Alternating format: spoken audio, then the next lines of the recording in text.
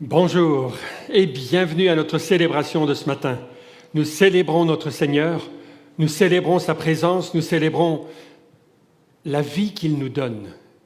Et c'est bien de pouvoir se retrouver ainsi, quelques-uns ici, et puis vous tous qui êtes là via Facebook, on est heureux de vous accueillir. C'est un plaisir d'être ensemble, parce que c'est ensemble que nous voulons le louer, le célébrer, le chanter. Notre groupe de musique s'est échauffé, ils sont prêts, ils vont pouvoir nous conduire dans la louange. Il n'y a pas de sujet de prière spécifique et nouveau ce matin. Continuez à recevoir les nouvelles et à prier les uns pour les autres. J'espère que vous êtes prêts, parce que nous, on est vraiment prêts pour ce culte. Et d'ailleurs, on essaie de garder le contact les uns avec les autres, alors pourquoi pas une petite visite dans une bulle de certains de nos amis, ensemble. Rendons visite et puis lançons-nous dans ce culte.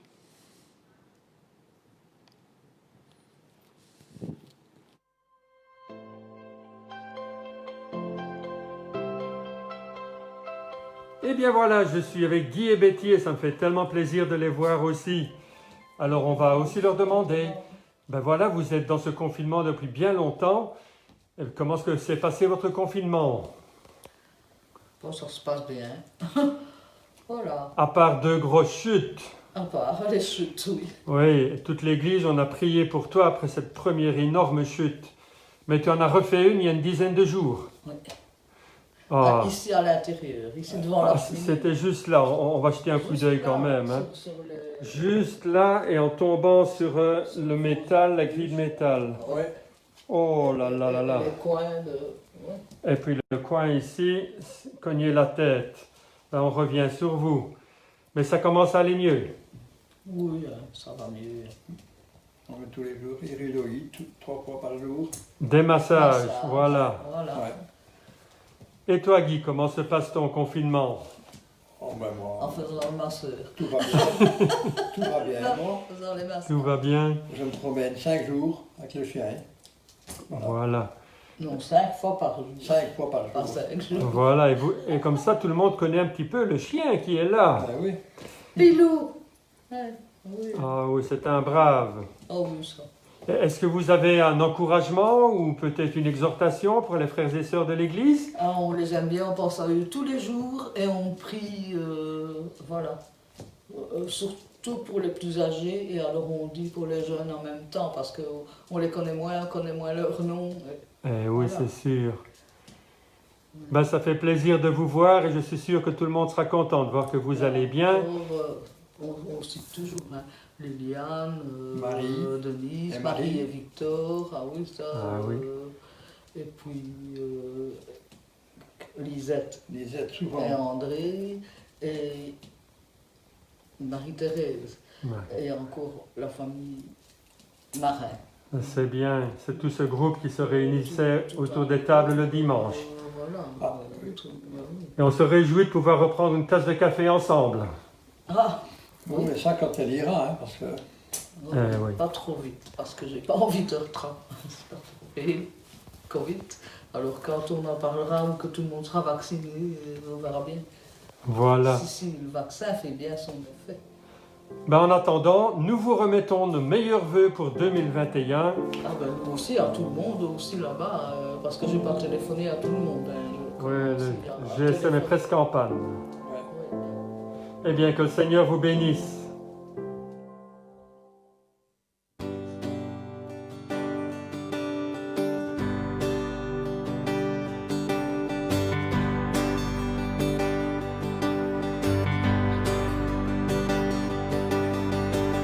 Dans la vallée des peurs et des larmes, je ne crains rien, car tu es avec moi.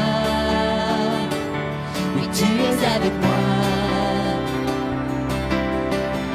Face aux géants dressés devant moi, je chanterai que tu es avec moi.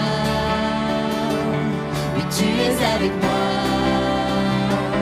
Emmène-moi au-delà, au-delà. Ma confiance est en toi. Je veux marcher par la foi. Emmène-moi au-delà, au-delà. Tu ne me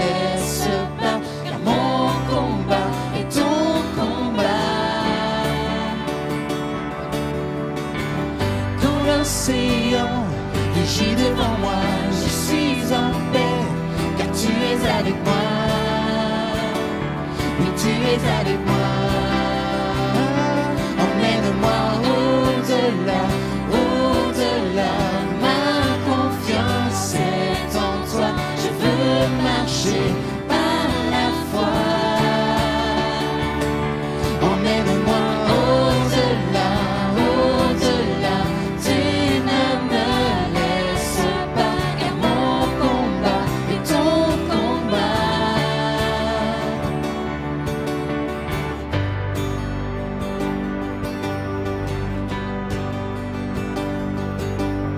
Je vivrai pour la gloire d'un seul nom, Jésus. À jamais, ma victoire porte un nom, Jésus. Je vivrai pour la gloire d'un seul nom, Jésus. À jamais, ma victoire porte un nom, Jésus. Emmène-moi au-delà, au-delà.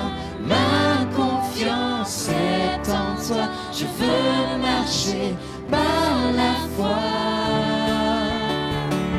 Emmène-moi au-delà, au-delà. Tu ne me laisses pas, car mon combat est ton combat. Emmène-moi au-delà, au-delà. Ma confiance est en toi. Je veux marcher par la foi. Emmène-moi au-delà, au-delà.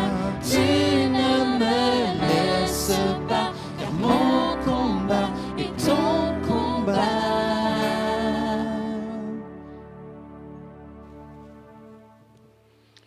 Bienvenue à chacun. Et j'espère que, comme ce chant le dit, vous êtes sur le chemin avec notre Dieu et qui veut nous emmener au-delà, dans des vies encore plus d'abondance et de victoire. Pendant les fêtes de Noël, j'avais un chant qui revenait comme une rengaine. C'est un chant de Pierre Lachat, « Dieu ne change pas ». Mais en y réfléchissant bien, qu'est-ce que ça comporte de savoir que Dieu ne change pas? Après le chant qu'on va chanter, « Dieu ta fidélité », on reparlera de cette immuabilité de Dieu.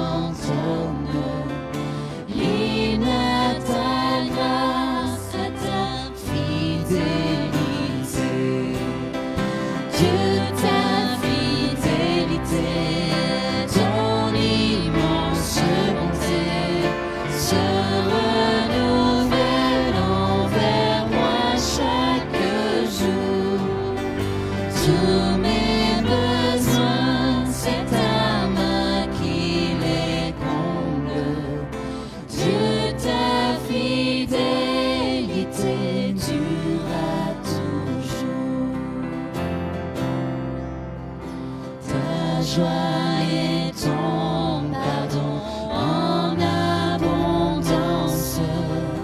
Ta présence en mon cœur, ta chaude voix, ta force à chaque pas, ton espérance, par ta fidélité, tout est à moi. De ta fidélité, ton immense bonté se renouvelle envers moi chaque jour. Tous mes besoins, c'est ta main qui les comble. Dieu, ta fidélité, Dieu, ta fidélité, Dieu, ta fidélité durera toujours. La fidélité de Dieu qui durera toujours. Qu'est-ce que ça représente pour toi que Dieu ne change pas? Avez-vous déjà profondément réfléchi sur la portée de cette affirmation? Comprenons-nous vraiment ces vérités? Malachie 3, verset 6. « Car je suis l'Éternel, je ne change pas. » Jacques 1, verset 17. On pourrait faire tout un message de ce verset. « Toute grâce excellente et tout don parfait descend du haut, d'en haut, du Père des Lumières, chez lequel il n'y a ni changement, ni ombre de variation. » Hébreux 13, 8. Jésus est le même hier, aujourd'hui et éternellement. Quelle différence avec nous? Être charnel est tellement changeant. Nous, on change tout le temps. On change d'ailleurs par notre morphologie, on vieillit, on change de look, on change d'avis souvent, on change d'humeur. Parfois, on crie sur les enfants, non pas parce qu'ils font du mal, mais parce qu'on est énervé. On aime moins notre épouse parce qu'elle a rangé notre bazar sur notre bureau et qu'on ne retrouve plus rien. On change tout le temps, on ne tient pas ses promesses. On est au début d'année, on a pris des résolutions, où en sont-elles? Dieu, lui, ne change pas à l'ombre d'une variation chez lui. Parfois, nous, on a l'envie de dire que Dieu est quelqu'un de mieux que nous. Donc, il se fâche moins vite, il est mieux, mais il est tellement, tellement au-dessus de là. Dieu ne se fâche pas pour rien. Il ne s'énerve pas. La Bible dit que notre Dieu est lent à la colère, riche en miséricorde. En étant parfaitement juste et saint, il est le seul à pouvoir manifester cet amour parfait. Dieu est constamment le péché, mais il tend les bras constamment vers le plus vil des pécheurs, nous dit sa parole. Dieu, quand il promet, il promet. C'est du béton, on ne va pas changer. Est-ce que nous croyons cela? Quand Ésaïe 41, 10 nous dit « N'aie pas peur, car je suis Dieu. Je suis moi-même avec toi. Ne promène pas des regards inquiets, car je suis ton Dieu. Je te fortifie, je viens à ton secours. Je te soutiens par ma droite, ma main de la justice. » Croyons-nous aussi quand Jésus nous dit « C'est moi qui suis la résurrection et la vie. Celui qui croit en moi vivra, même s'il meurt. Et toute personne qui croit en moi ne mourra jamais. » Crois-tu cela? On a un Dieu tellement merveilleux. Et je voulais trouver un chant qui dit qu'on a un Dieu immense. Je ne sais pas si les paroles humaines arriveraient à le dire, mais on va chanter « Tu es Dieu », un Dieu unique.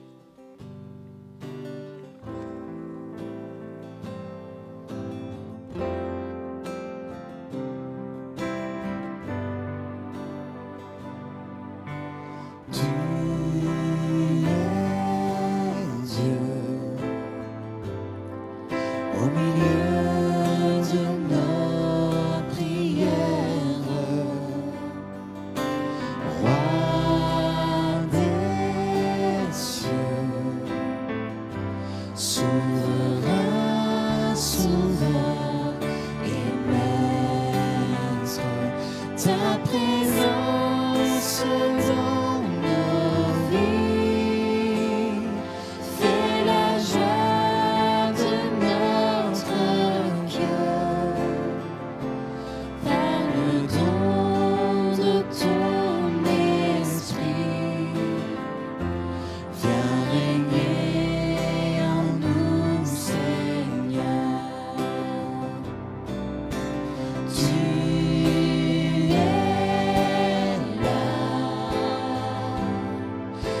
le cœur de ton Église.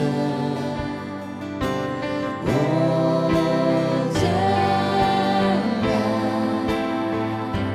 de ces murs qui nous divisent, que les liens de notre amour et le sceau de ton pardon,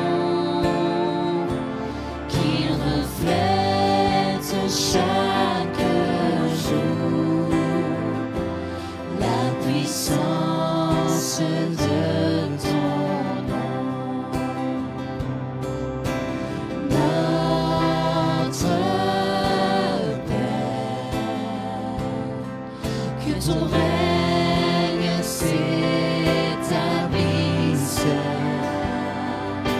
sur la terre, que rayonne ta justice. Apprends-nous la compassion, donne-nous d'être avec toi, un flambeau pour les nations, dans ta gloire et ton éclat. Apprends-nous la compassion, donne-nous d'être avec toi, un flambeau pour les nations,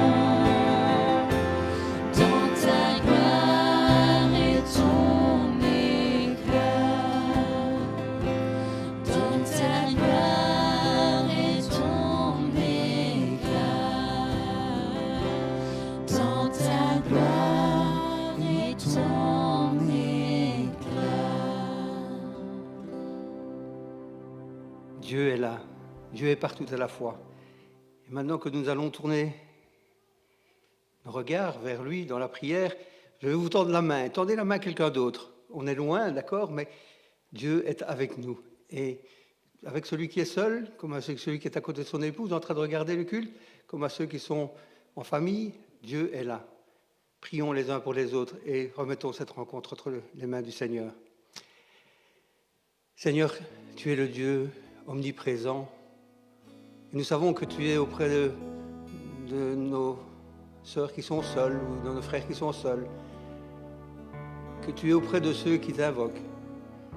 Et nous t'implorons, Seigneur, pour que nous soyons plus forts tous les jours. Plus forts non seulement, surtout de ta connaissance, de pouvoir vivre avec toi, de pouvoir ressentir ta présence, de pouvoir être fidèle à ta parole. Nous voulons t'implorer aussi, parce que tu es partout dans le monde, dans ce pays où être chrétien, c'est un danger de mort. Et nous voulons te remettre nos frères et sœurs qui peut-être sont emprisonnés, peut-être ceux qui luttent, peut-être que ceux qui doivent se cacher. Nous avons la chance de pouvoir, même si c'est en différé ou en ligne, nous rencontrer, de nous voir.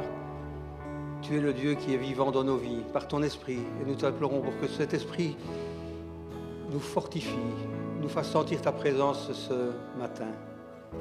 C'est auprès de toi que nous voulons nous tenir, Seigneur. C'est auprès de Dieu que je veux me tenir. Amen. C'est auprès de Dieu que je veux me tenir. Il est mon Seigneur, mon roi. C'est auprès de Dieu que je veux ressentir tout l'amour qu'il a pour moi. C'est auprès de Dieu que je voudrais grandir, entendre le son de sa voix.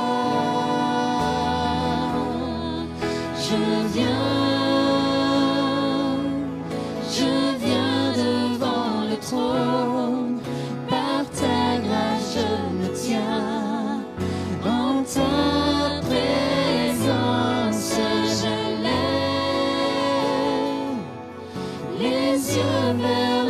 lieu saint pour contempler ta face. Je veux rester près de toi.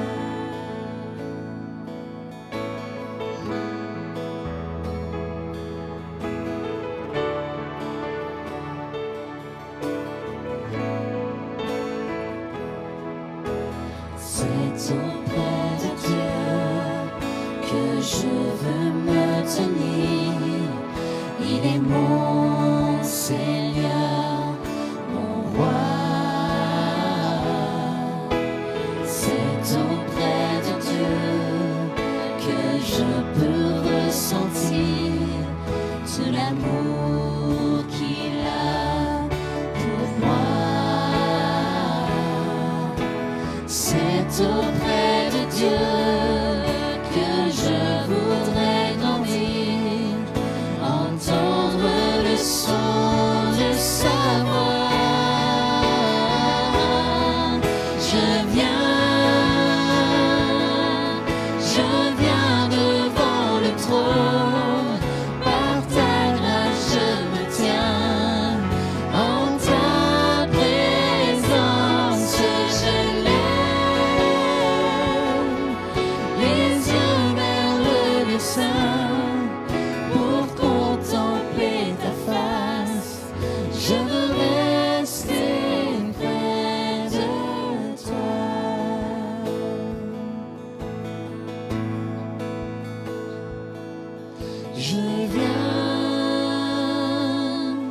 Je viens devant le trône, par ta grâce je me tiens, en ta présence je lève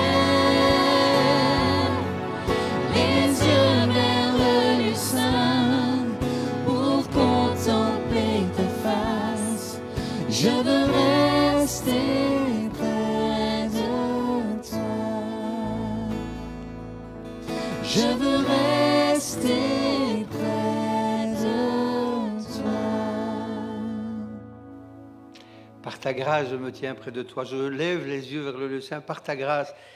Les deux chants suivants que nous allons chanter rappellent l'extraordinaire salut de notre Dieu et l'espérance qui va avec. Homme de douleur, je ne suis plus esclave. Les deux chants vont nous rappeler l'histoire merveilleuse de notre Sauveur.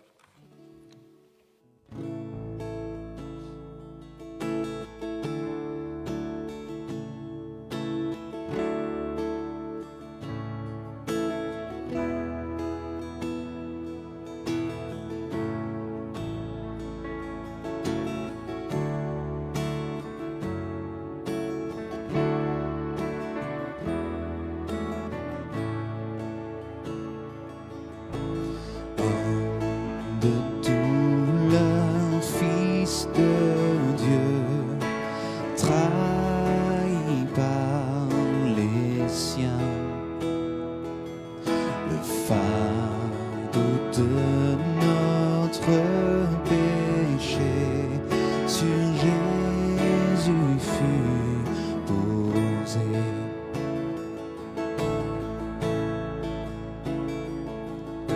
C'est lui qu'on a méprisé, faussement accusé, blessé, meurtrier, humilié, d'épines couronné.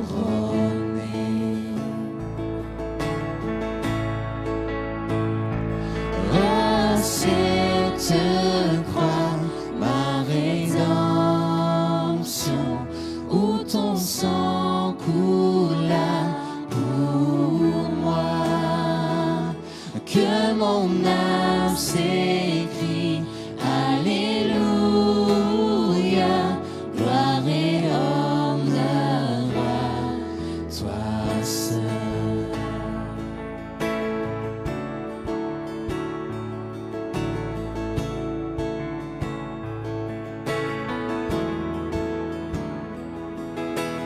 Venu du ciel sur la terre pour nous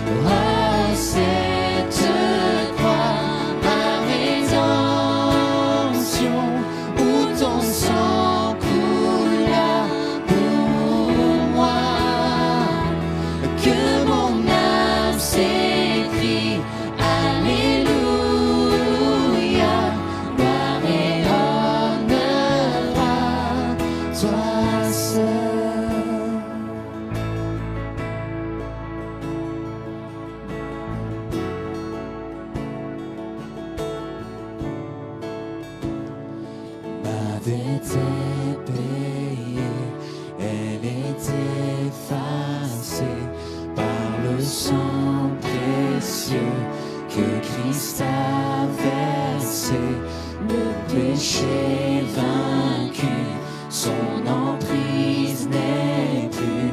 Il m'a libéré pour l'éternité.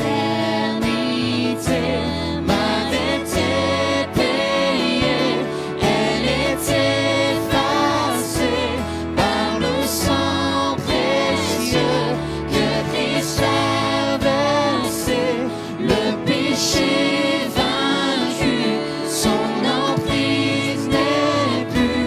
Il m'a libéré pour l'éternité. Oh, cette croix, ma rédemption, où ton sang coula pour moi, que mon âme s'écrie Alléluia, gloire et honneur à toi seul.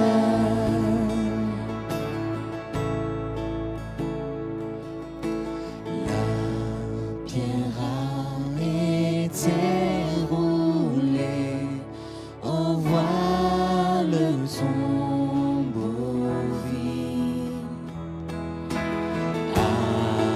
Alléluia, Dieu soit loué, il est ressuscité. Oh, cette croix, ma rédemption, où ton sang coula pour moi, que mon âme s'écrie Alléluia, gloire et honneur à toi seul, gloire et honneur à toi seul, gloire et honneur à toi seul.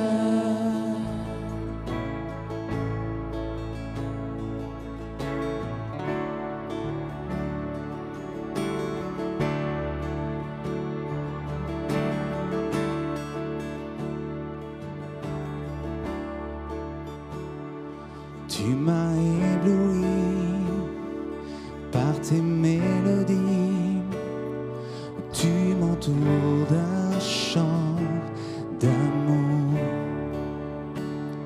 chant de délivrance devant mes ennemis. Toutes mes craintes s'enfuient.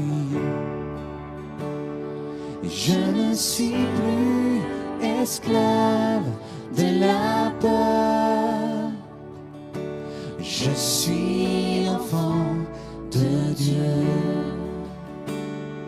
Je ne suis plus esclave de la peur.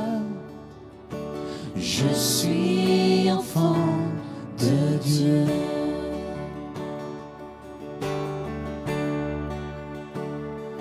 Avant ma naissance, tu m'avais choisi, appelé par mon nom. Tu m'as adopté, je suis de ta famille. Ton sang coule dans mes veines. Je ne suis plus esclave de la peur. Je suis enfant de Dieu. Je ne suis plus esclave de la peur. Je suis enfant de Dieu. Je ne suis plus esclave de la peur. Je suis enfant de Dieu. Je ne suis plus esclave de la peur. Je suis enfant de Dieu.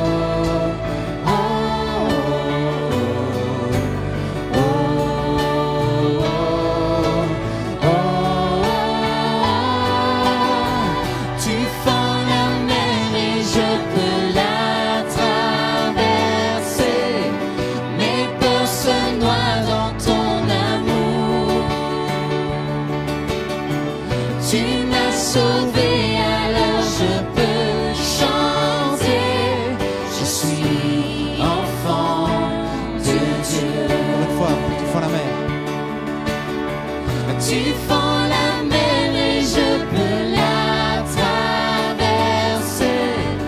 Mes peurs se noient dans ton amour.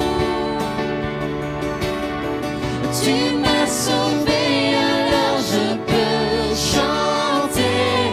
Je suis enfant de Dieu. Oui, je suis enfant de Dieu. Oh, je suis enfant de Dieu.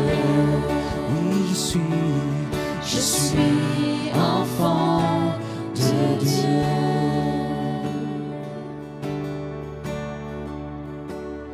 Je ne suis plus esclave de la peur.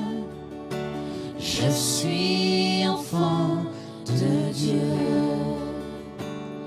Je ne suis plus esclave de la peur. Je suis enfant de Dieu.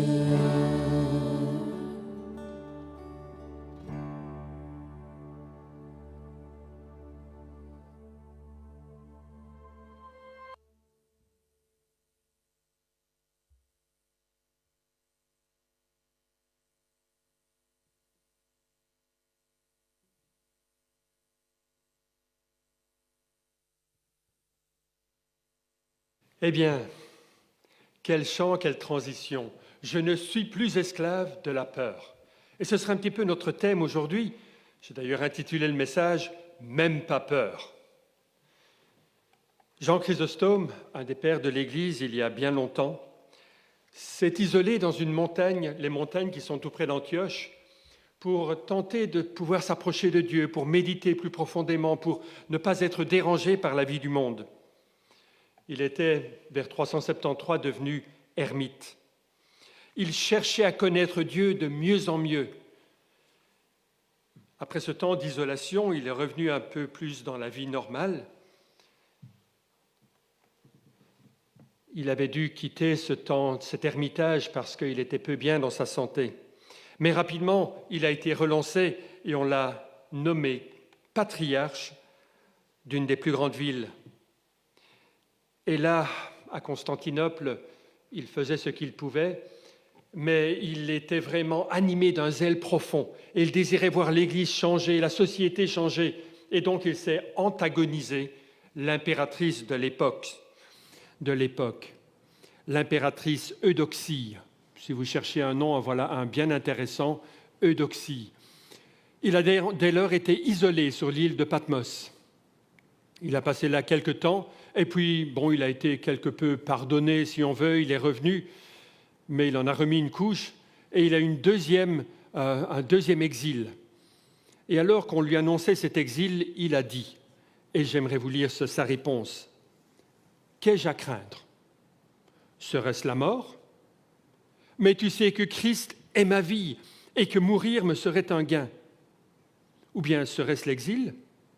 Mais la terre et tout ce qu'elle renferme appartiennent au Seigneur. Je ne crains pas la pauvreté et je n'aspire pas aux richesses et je ne recule pas devant la mort. » En quelque sorte, Chrysostome disait « même pas peur ». La peur, ou plutôt la peur. C'est, vous savez, la première émotion qui est mentionnée dans l'Écriture. Genèse chapitre 3, verset 9. Le Seigneur appela l'homme et lui dit « Où es-tu » Il répondit « Je t'ai entendu dans le jardin et j'ai eu peur. » Je me suis demandé d'ailleurs, j'ai un petit peu regardé, et il me semble qu'il y a une autre émotion qui est mentionnée avant. C'était un commentateur qui disait que la peur était la première émotion. Je remarque par contre que Dieu lui-même était satisfait de sa création. Satisfaction. Une émotion, mais probablement que la peur est la première émotion humaine notée dans l'Écriture. La peur. Quelque chose que nous connaissons tous à un moment ou l'autre. C'est peut-être pour ça que dans l'Écriture, vous allez trouver tant de commandements, tant d'impératifs disant « N'ayez pas peur, ne craignez pas, prenez courage ». C'est le commandement le plus mentionné par Jésus-Christ lui-même. Les évangiles proposent, de la part de Jésus, environ 125 impératifs. Et celui-ci est celui qui a été le plus énoncé, donné par Jésus-Christ. 21 fois, il va dire « Prenez courage, n'ayez pas peur, tenez bon ». Le commandement le plus cité par Jésus est bien celui-là. Celui qui vient en deuxième place, « Aimer Dieu et son prochain comme soi-même », apparaît 8 fois. Probablement que le Seigneur a quelque chose d'important à nous dire. Si la quantité est indicatrice, alors nous avons à prendre quelque part nos peurs au sérieux, à les mettre devant Dieu, à en être libérés. Dieu veut apaiser nos peurs, notre crainte des dangers autour de nous. Il y a 2 types de craintes majeures autour de nous. D'un côté, ce que la vie peut nous faire. Et vous réfléchissez un instant, réfléchissez à tout ce que la vie peut nous faire. On peut être ruiné, on peut avoir une très mauvaise santé, on peut être agressé. Toutes ces choses dans la vie. La vie et la crainte de ce que la vie peut nous faire. Mais il y a aussi cette deuxième catégorie de crainte, ce que Dieu peut nous faire. C'est pour ça que dans les évangiles, on lit « Ne craignez pas ceux qui tuent le corps et qui ne peuvent tuer l'âme.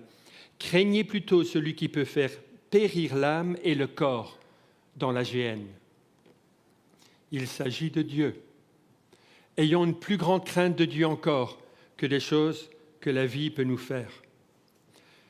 On a ce récit très intéressant et je vais le traverser avec vous. Je vous laisserai le soin de lire tout le passage à la maison. Genèse, chapitre 15, sera notre thème pour aujourd'hui. Mais nous allons commencer un tout petit peu au chapitre 14, simplement pour mentionner qu'Abraham, dans le souci d'aller libérer son neveu, a été et a combattu 5 rois qui étaient rassemblés. Vous imaginez quelle victoire extraordinaire. Pour cet homme, avec ses serviteurs, ils vont et ils gagnent la victoire sur 5 rois. J'imagine ce que devait être l'état d'esprit dans le camp. « Waouh, on a gagné, c'est fantastique !» Ils avaient vaincu 5 rois, alors qu'il semblerait bien que normalement ils auraient dû être défaits. Et ils devaient pavoiser, ils devaient être heureux. Ça m'a rappelé certains événements.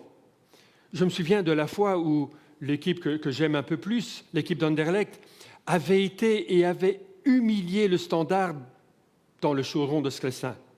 Ça fait un temps. Ça fait même plus qu'un temps. Ça fait longtemps.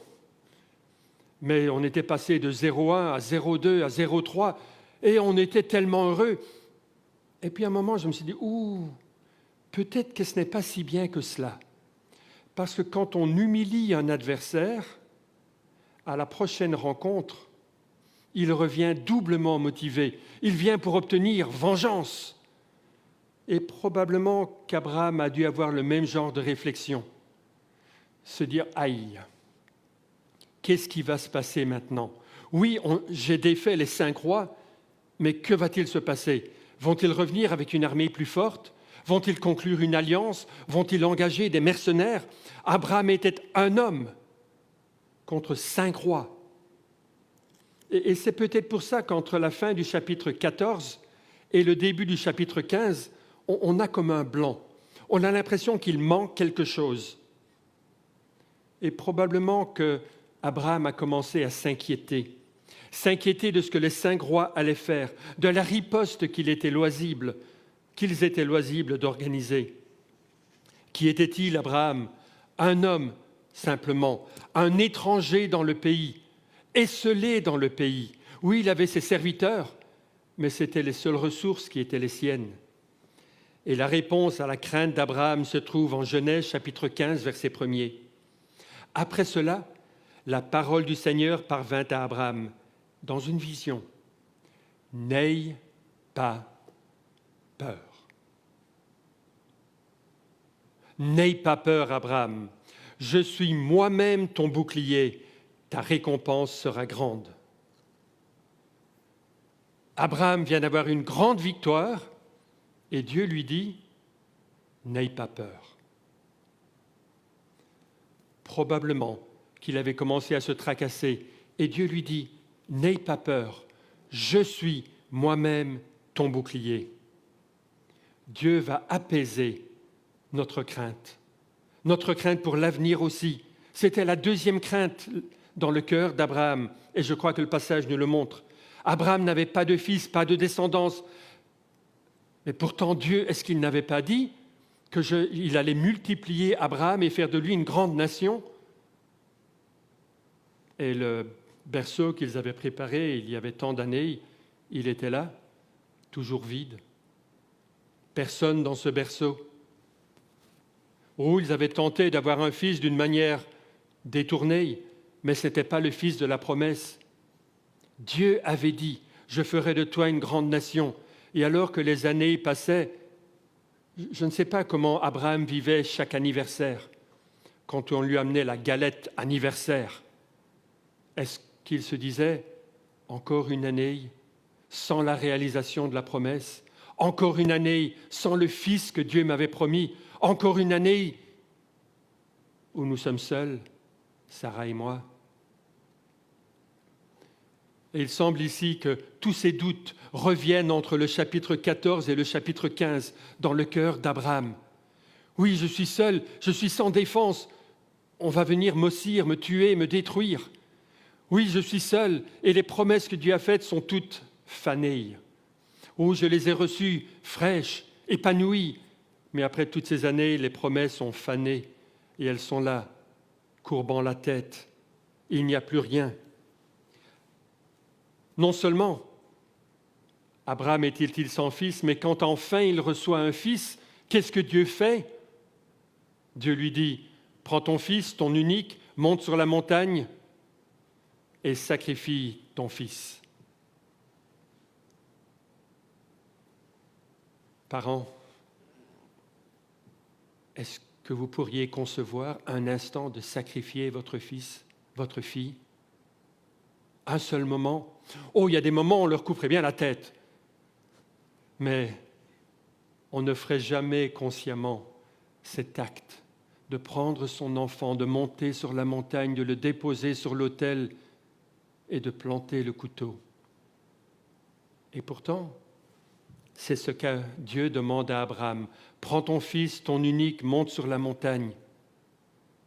Et Abraham est parti avec la crainte de devoir laisser son fils, la dépouille de son fils sur la montagne, la crainte de devoir redescendre de la montagne et faire face à sa femme,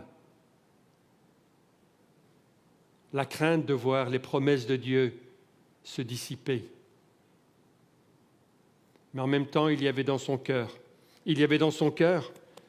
une certitude, Dieu. Et c'est à cela qu'il s'est accroché. Abraham répondit, Seigneur Dieu, que me donneras-tu? Je m'en vais sans enfant. L'héritier de ma maison, c'est Éliézer de Damas. Abraham dit, tu ne m'as pas donné de descendance. C'est celui qui est né dans ma maison qui sera mon héritier. Et Dieu lui répond, il y a une parole de Dieu qui lui revient. Ce n'est pas lui qui sera ton héritier, mais bien celui qui sortira de toi. Il le mena dehors et dit, contemple le ciel, je te prie, compte les étoiles si tu peux les compter. Et il lui dit, ainsi sera ta descendance. Abraham mit sa foi dans le Seigneur et il le lui compta comme justice. Dieu dit, je suis le Seigneur. C'est moi qui t'ai fait quitter Ur des Chaldéens pour te donner ce pays en possession. Tu as des doutes quant à ta sécurité? Je suis ton bouclier. Tu as des doutes quant à ta descendance, l'endroit où tu vas vivre, où tu seras enterré? Je suis ta récompense, dit-il. Je suis ton bouclier, je suis ta récompense. Dieu était bien présent. Hébreux chapitre 11, verset 17 nous rappelle, c'est par la foi qu'Abraham offrit Isaac lorsqu'il fut mis à l'épreuve, et qu'il offrit son fils unique, lui qui avait reçu les promesses, et à qui il avait été dit, en Isaac sera nommé pour toi une postérité. Il pensait que Dieu est puissant, même pour ressusciter les morts. Aussi le recouvra-t-il par une sorte de résurrection. Abraham va faire confiance à Dieu, s'accrocher aux promesses de Dieu. Il peut compter sur Dieu, un Dieu qui est fidèle et qui va agir. Les actes d'Abraham vont découler de sa foi. Mais ce n'est pas ce qui va sauver Abraham, c'est la foi d'Abraham qui va le sauver.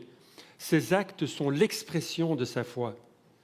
N'est-ce pas d'ailleurs tout le message de la Bible? On n'est pas sauvé par nos œuvres, par ce qu'on fait, quelle que soit la qualité de notre vie. On est sauvé par la foi que nous mettons en Dieu, par la vie que nous lui consacrons. Les actes suivent notre foi. Ils n'en sont pas la base. C'est pour cela qu'Abraham est noté dans l'Écriture comme étant le père de la foi. Abraham crut à Dieu et cela lui fut compté comme justice. Pourquoi est-ce qu'Abraham est compté comme juste, déclaré juste? Parce qu'il a cru en Dieu. Oh, il y aura des pages un petit peu plus pénibles dans la vie d'Abraham, des pages semi-obscures, quand il va tromper, tricher et mentir. Mais Dieu va le compter juste, parce que tout au travers de sa vie, Abraham mettra sa foi en Dieu. Dieu apaise la crainte pour l'avenir. C'est ce que l'on voit un peu après dans le passage. Dans son sommeil, dans ses rêves, une frayeur, une grande obscurité sont venues assaillir Abraham. La peur, c'est un ennemi qui nous attaque. Sa source est auprès du diable et elle vient parfois pour remplir notre cœur, parfois dans nos rêves, parfois dans nos pensées, parfois dans notre somnolence. Abraham avait tout quitté et il pouvait se dire qu'il allait tout perdre, être privé des choses certaines qu'il aurait pu avoir à Ur en Chaldée. Mais Dieu lui dit, « Je suis ta suprême récompense. Tu n'auras rien perdu à cause de moi. Tes sacrifices, en fait, sont des investissements. » Dieu dit à Abraham, « Sache que tes descendants, mes descendants, tu veux dire, je vais avoir une descendance. Sache que tes descendants séjourneront en immigrés dans un pays qui n'est pas le leur. Ils y seront esclaves et on les affligera pendant 400 ans. Mais je jugerai la nation dont ils auront été faits esclaves. Et ils sortiront ensuite avec de grands biens. Toi, tu iras en paix vers tes pères. Tu seras enseveli après une heureuse vieillesse. Et à la 4e génération, ils reviendront ici. À la 4e génération, ils reviendront ici. De nos jours, on se tracasse beaucoup de ce qui va advenir dans notre monde. Et on se dit, mais où est-ce que le monde va? Qu'est-ce qui va arriver? C'était une des questions d'Abraham. Qu'arrive-t-il après moi? Ma descendance, si j'en ai une? Et Dieu lui dit, j'ai toujours le volant. Je suis toujours celui qui dirige. Je suis Adonai. Je suis Dieu. Je suis l'être suprême. N'est-ce pas extraordinaire? Toi, tu vas mourir, dit-il à Abraham, mais moi, je continuerai à gérer l'histoire. Je n'ai même pas besoin de toi. Au début, Abraham pouvait se dire, ben oui, si Dieu veut une descendance, ben il a besoin de moi. Il a besoin de mes gènes, de mon ADN. Mais Dieu lui dit, oui, je vais susciter une descendance par toi, mais je n'ai pas besoin de toi. Je suis le maître du monde. Et il arrivera ceci à tes descendants, ils vont passer par des temps difficiles, 400 ans, mais ils reviendront parce que je m'occupe, je suis le maître du monde. Et si vous lisez le reste du chapitre 15, et je vous inviterai à le faire à la maison, à méditer un peu ce passage, vous verrez que Dieu parle du serment qu'il a fait. Il va parler de ces animaux qui sont placés, du sacrifice qu'il encourage Abraham à faire, et de la manière dont Dieu va venir et prêter serment. En fait, si vous lisez bien le passage, vous verrez, ce n'est pas Abraham qui prête serment, c'est Dieu qui prête serment. Ce n'est pas d'Abraham que dépendent les promesses, c'est de Dieu que dépendent les promesses. Oh, j'avais presque envie de chanter avec vous, car Dieu a fait le serment. Dieu a fait le serment. C'est lui qui est venu me chercher dans mon péché, qui m'a pardonné au travers de Jésus-Christ quand j'ai simplement levé les yeux vers lui et je lui ai demandé « Pardon Seigneur pour mes fautes ». Comme Abraham, il a pris ma foi et il m'a imputé la justice de Jésus-Christ. Et c'est lui qui, c'est ce que l'apôtre Paul dit, qui terminera son œuvre, qui accomplira son œuvre jusqu'à la fin, qui gardera mon dépôt. C'est lui qui a fait le serment. Qu'a-t-il fait pour nous? Que va-t-il faire pour nous? Un regard en arrière d'Abraham, un regard en avant. Dieu apaise toutes les craintes qui nous assaillent. Et nous en avons pas mal des craintes, n'est-ce pas? Tant de gens ont une peur bleue d'attraper la Covid, ou une de ses variantes. Parce que maintenant, on a toutes les variantes qui arrivent. On a peur pour notre santé, on a peur de mourir. Mais ce qu'il me semble nous devons faire, c'est pour chacune de ces peurs, entendre la parole que Dieu a pour nous. De la même manière qu'Abraham a entendu la parole de Dieu. « Oh Seigneur, j'ai peur pour ma sécurité ici dans ce pays où je suis seul. » Et qu'est-ce que Dieu lui dit? Il vient vers lui et il lui dit. Qu'est-ce que Dieu lui dit? Je suis ton bouclier. Et puis Abraham dit, j'ai peur pour ma descendance. Regarde, il n'y a pas de petits cris de bébé dans ma tente. Il n'y a pas de petit-fils, d'arrière-petite-fille. C'est le désert, à l'extérieur et à l'intérieur. Et Dieu lui dit, je suis ta récompense. Regarde vers les cieux, le nombre des étoiles compte-les, voilà ta descendance. La parole de Dieu vient. Ainsi, pour chacune de nos craintes, il est bien que nous nous tournions vers la parole et que nous entendions la parole, le mot que Dieu veut nous donner à chacun d'entre nous. Et je vais vous donner l'occasion dans un instant, vous qui êtes sur Facebook, de venir ajouter certaines des paroles que Dieu nous a données. On peut avoir peur de mourir. J'ai un ami assez proche qui est décédé cette semaine après un combat contre le Covid. Et j'écrivais avec Bernie, un de ses amis là-bas aux États-Unis, et Bernie me disait, c'est comme ça qu'il me l'annonçait, Gary a ouvert les yeux dans la présence du Seigneur. Il a enfin vu celui qu'il a servi ici. Et puis il me faisait un long message où il parlait de la joie qui était celle de Gary. Oui, il y a une joie à mourir parce qu'on est de l'autre côté dans la présence de Dieu. Oh, c'est vrai que pour Nina, sa femme, pour Joshua, Katrina, Tabitha, c'est difficile. Mais Gary, il a le meilleur. Peur de mourir. Écoutez la parole de l'apôtre Paul. L'apôtre Paul nous donne la parole de Dieu. Il dit, « Car Christ est ma vie, et mourir m'est un gain. » Quand on a peur de la mort, je crois qu'on doit simplement un moment s'arrêter et se dire, en fait, ce sera tellement mieux de l'autre côté. Oh, c'est pas que j'ai envie d'y aller tout de suite, j'ai encore envie de rester un petit peu ici, près de ceux que j'aime, ceux que je sers. Mais quand par moment je me dis, est-ce que ce sera cette année? Il est bon de se rappeler, le meilleur est à venir. Le meilleur est à venir. Peut-être que nous avons peur de ne pas pouvoir faire face financièrement. Qu'est-ce que le Seigneur nous dit? L'Éternel est mon berger. Je ne manquerai de rien. Ou ce texte d'Hébreux, chapitre 13, verset 5. Ne vous livrez pas à l'amour de l'argent, contentez-vous de ce que vous avez, car Dieu lui-même a dit, je ne te délaisserai point et je ne t'abandonnerai point. Je ne te délaisserai point, je ne t'abandonnerai point. À chacune de nos craintes, Dieu veut apporter une réponse, une parole appropriée sur un texte qui est bien interprété. Oui, on doit faire attention à bien lire. 2 explorateurs étaient partis pour un safari dans la jungle.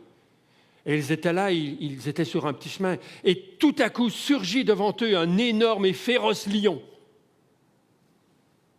Le deuxième dit au premier, reste calme, Souviens-toi ce qu'on a lu dans le livre concernant les animaux sauvages.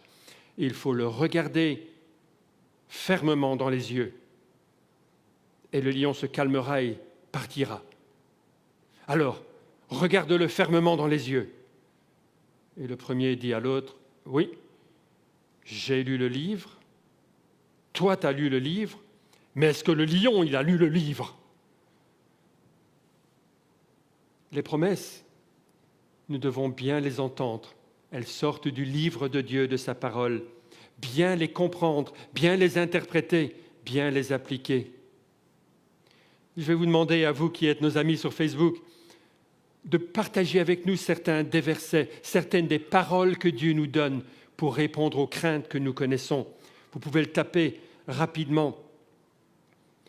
Peut-être que nous avons peur de ne pas pouvoir assurer. C'est peut-être un nouvel emploi, une nouvelle situation, un nouveau chapitre dans notre vie, et on est rempli de crainte parce qu'on se dit, est-ce que je vais y arriver? Qu'est-ce que je peux faire? Quelle parole entends-tu le Seigneur répondre à cela? Qu'est-ce qu'il va dire? Peur de ne pas être à la hauteur. Quand Dieu donne une mission, il donne l'assurance qu'il sera avec nous et que la crainte peut être bannie. Vous savez, tant que mon travail n'est pas terminé ici-bas, je suis intouchable. C'est Dieu qui décide du jour où j'aurai fini mon travail et où il me reprendra.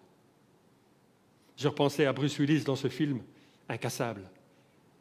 Et je me suis dit, tant que Dieu n'a pas décidé que c'est terminé ici, je suis Bruce Willis, en plus beau.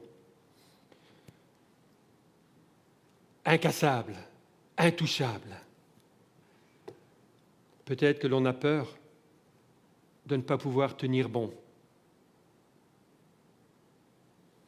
Ah, merci pour ces textes que vous mettez, c'est encourageant. Peut-être qu'on a peur de ne pas y arriver, de ne pas tenir bon. Hébreux chapitre 13, verset 6. C'est donc avec assurance que nous pouvons dire « Le Seigneur est mon aide, je ne craindrai rien. Que peut me faire un homme ?» Peut-être peur de perdre son emploi. Quelle est la parole de Dieu à cette crainte? Peur pour nos enfants, pour leur avenir, pour leur santé, pour leur emploi, pour leur salut. Quelle est la réponse de Dieu à cette crainte dans nos cœurs? Peur de perdre notre salut.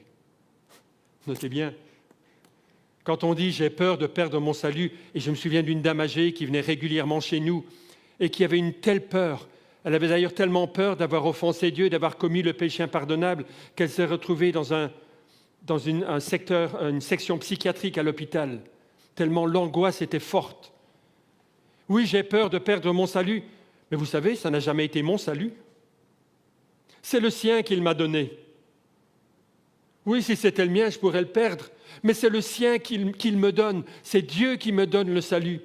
Comment voulez-vous que je perde ce qui n'est pas à moi? Apocalypse 2,10. Ne crains pas ce que tu vas souffrir.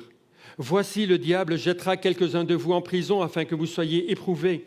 Et vous aurez une tribulation de 10 jours. Sois fidèle jusqu'à la mort, et je te donnerai la couronne de vie. Notre tâche, c'est simplement de lui être fidèle. Il s'occupe du reste. Peut-être a-t-on peur pour notre mariage, notre vie de famille. Oh, j'ai noté des promesses. Merci de continuer à en partager avec nous. C'est tellement encourageant de voir que vous êtes là et que vous entendez les réponses de Dieu aux craintes qui peuvent nous remplir. Ne craignez point, disait le Seigneur. Ne savez-vous pas que vous valez beaucoup plus qu'un moineau, un passereau? Le diable aime à jouer avec nos peurs. Il les amplifie. Il nous les présente en couleur, en 3D, avec effet sensoriel. Il est le premier à manipuler tous les systèmes.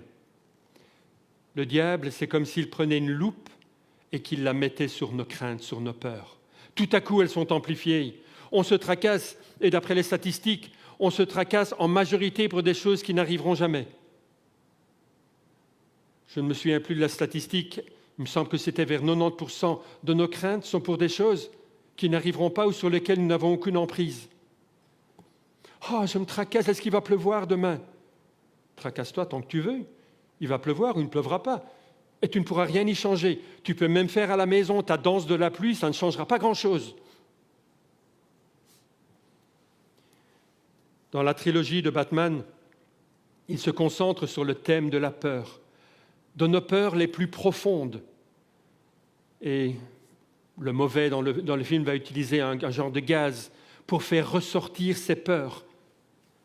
Et c'est vrai que certaines craintes peuvent être légitimes. Nous pouvons avoir des craintes qui sont légitimes. Quand on était en Espagne, une des premières fois, j'ai vu et j'ai tué un petit scorpion. Et c'est légitime d'avoir peur des scorpions. Quelques années après, quand un scorpion est sorti de la chaussure de plage de Yamela, oui, on avait raison d'avoir peur et raison de couper le scorpion en petites rondelles avec la pelle. Un peu plus tard, c'est Joël qui s'est fait piquer au pied par un scorpion. Celui-là, il a été écrasé par une pointure 44, je crois. C'est légitime d'avoir peur, mais on ne peut pas laisser la crainte tout à coup nous étouffer. Nous continuons à visiter l'Espagne, malgré les petits incidents des scorpions. Oui, on fait attention, on vérifie bien les chaussures, on regarde, mais on ne se laisse pas paralyser par la peur. Certaines craintes peuvent devenir tellement importantes qu'elles deviennent des phobies. On parle de l'aérodromophobie, la peur d'aller en avion, la claustrophobie, l'arachnophobie, la musophobie. Vous connaissez la musophobie ? J'ai dans ma mémoire, je ne sais pas si on me l'a raconté ou si je l'ai vraiment vu, mais il me semble que je l'ai vu. C'était ma belle-mère sur une chaise et celle qu'on appelait tante Janine sur une autre chaise en train de hurler. Il y avait une souris, la musophobie. Sincèrement, je crois d'ailleurs que ce jour-là, la souris, elle est morte d'un infarctus, tellement elle avait eu peur des cris de ces deux sopranes. Quoique non, tante Janine était alto. Sûrement déjà qu'elles harmonisaient dans leurs cris. On ne peut pas tout à coup laisser des craintes prendre le contrôle. Nous n'avons rien à craindre si ce n'est la crainte elle-même, disait Franklin D. Roosevelt. Nous n'avons rien à craindre si ce n'est Dieu lui-même, ai-je envie de dire. Et vu que Dieu est de notre côté, écoutez ce psaume 89, je le soumets aussi à votre méditation. Le ciel célèbre tes actes étonnants, Seigneur. Oui, ta constance dans l'assemblée des saints. Qui donc dans la nuit peut se mesurer au Seigneur ? Qui est comparable à lui parmi les fils des dieux ? Dieu est terrible dans le conseil secret des saints, redoutable pour tous ceux qui l'entourent. Seigneur, Dieu des armées, qui est puissant comme toi, Seigneur ? Plus grand est mon Dieu, plus forte est l'assurance que je peux recevoir de lui. La certitude. Laissez-moi conclure avec 4 points rapides de ce que nous pouvons faire. Parce que c'est bien de dire, ne craignez pas. Oui, mais quand j'ai peur, qu'est-ce que je fais ? Je me dis, non, je ne dois pas craindre. Qu'est-ce que l'on fait ? Première chose, comment gérer nos craintes ? Première chose, nous devons nous assurer que nous n'avons pas exclu Dieu de l'équation. Quand on réfléchit au problème, quand on s'arrête un instant, il faut réintroduire Dieu dans le problème. Se dire en quelque sorte, si Dieu est vivant, si Dieu est puissant, si Dieu m'aime, qu'est-ce que ça change au problème que je regarde ? Qu'est-ce que ça change au problème auquel je suis confronté ? Si Dieu existe et qu'il est là, est-ce que j'ai raison d'avoir peur comme j'ai peur ? Si Dieu est fidèle, si je n'ignore pas sa puissance, est-ce que ça change quelque chose ? La crainte paralyse, la crainte agit comme une loupe sur nos problèmes. La crainte nous fait perdre la perspective de Dieu. Il faut le réintroduire dans nos problèmes. Deuxièmement, il faut nourrir notre foi. Comment nourrissons-nous notre foi ? On le dit, on le répète, la parole de Dieu. mais j'aimerais aussi ajouter les témoignages les uns des autres. Lisons de bonnes biographies, les chrétiens qui ont mis Dieu à l'épreuve et qui l'ont vu être vrai, être véridique. Lisons ces biographies. Partageons entre nous les réponses aux prières du Seigneur. Combien d'entre nous n'avons-nous pas été encouragés de voir Joachim sortir de ce coma, reprendre vie et retrouver beaucoup de ses capacités. Deutéronome chapitre 7, verset 17. « Ne les crains point, rappelle à ton souvenir ce que l'Éternel ton Dieu a fait à Pharaon et à toute l'Égypte, les grandes épreuves que tes yeux ont vues, les miracles et les prodiges, la main forte et le bras étendu, quand l'Éternel ton Dieu t'a fait sortir. Ainsi fera l'Éternel ton Dieu à tous les peuples que tu redoutes. » Ah, j'aime bien quand je marche parfois dans nos bâtiments de me rappeler les interventions de Dieu. Comment là-bas, il a préservé d'un accident qui aurait pu être très grave. Comment il est intervenu pour certaines des tuyauteries qu'on devait plier. Comment Je me rappelle. Et cela nourrit ma foi. Partageons nos témoignages. Troisièmement, prions nos problèmes. Maintenant, je ne parle pas d'une petite priette. Je parle de prier nos problèmes. Avec jeûne, avec intensité, avec temps. Prions nos problèmes. Mettons-les devant l'Éternel. Plaidons avec lui.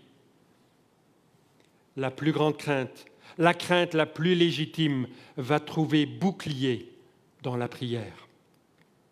Et quatrièmement, écoutons pour entendre une parole de Dieu.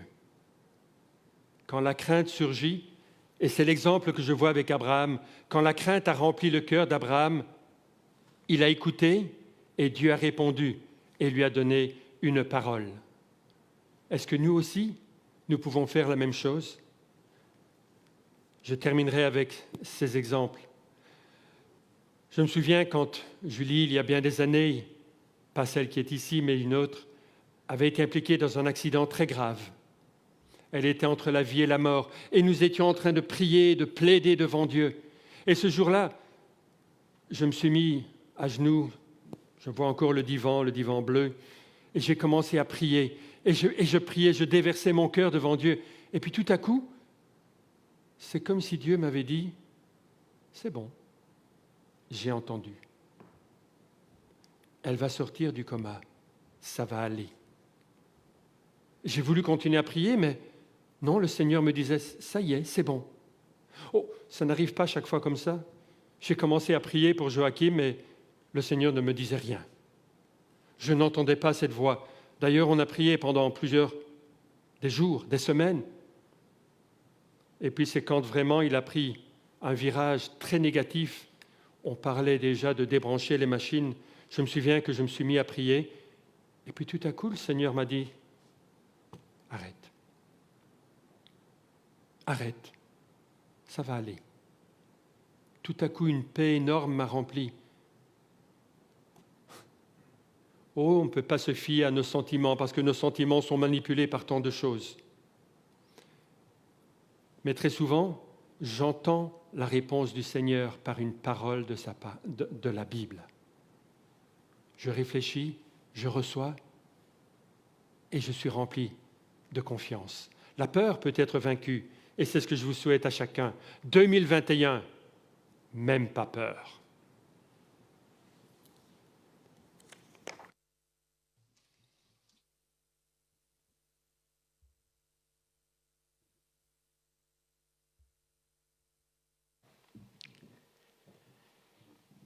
Encore une fois, nous avons vu une facette de notre Dieu formidable et un Dieu qui veut que nous participions à son œuvre, nous, vases de terre, tellement petits. Mais le Seigneur aime que nous participions à son œuvre. Et son œuvre, c'est aussi de parler aux gens, d'être une sentinelle sur ce pays, de proclamer ce Dieu magnifique que nous avons encore entendu aujourd'hui. Sentinelle.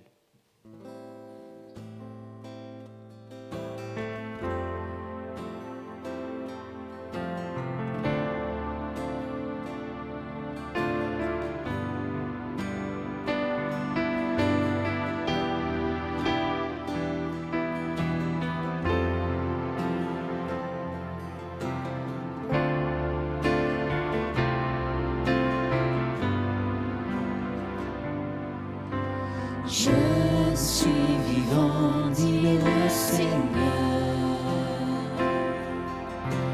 Je ne veux pas que l'homme meure.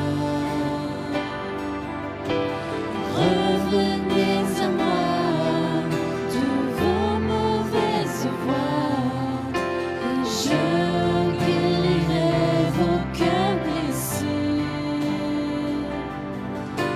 Je t'ai pris et établi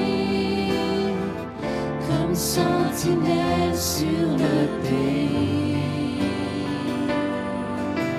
Je t'ai pris et établi comme sentinelle sur le pays. Si vous écoutez ma parole, pour vous détourner des idoles,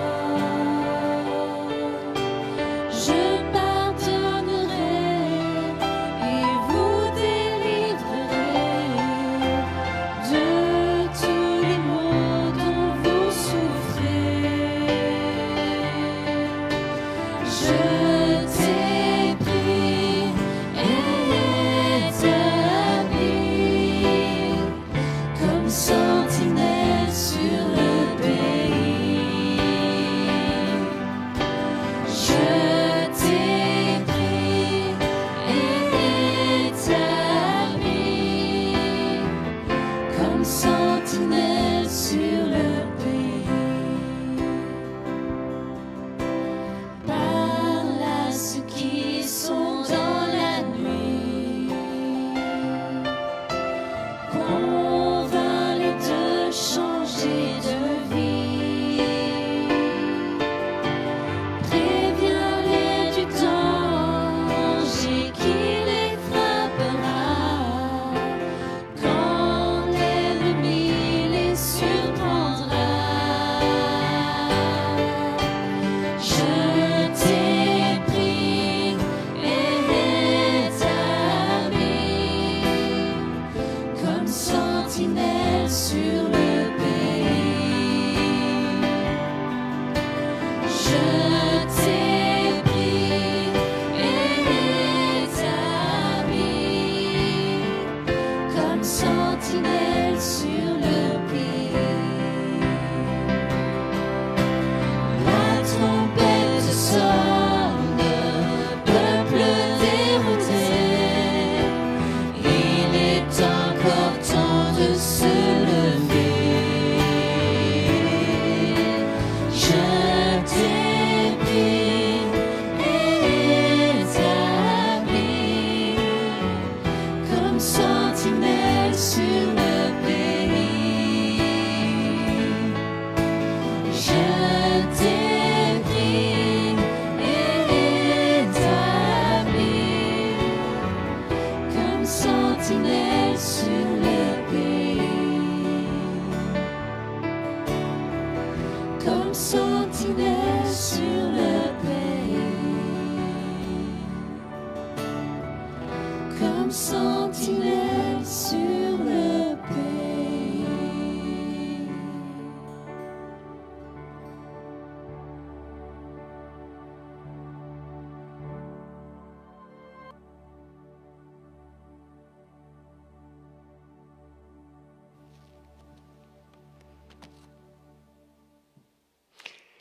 Nous avions encore une petite vidéo, mais semble-t-il, elle est difficile à passer. Donc je vais encore laisser la place à notre pasteur pour un petit mot.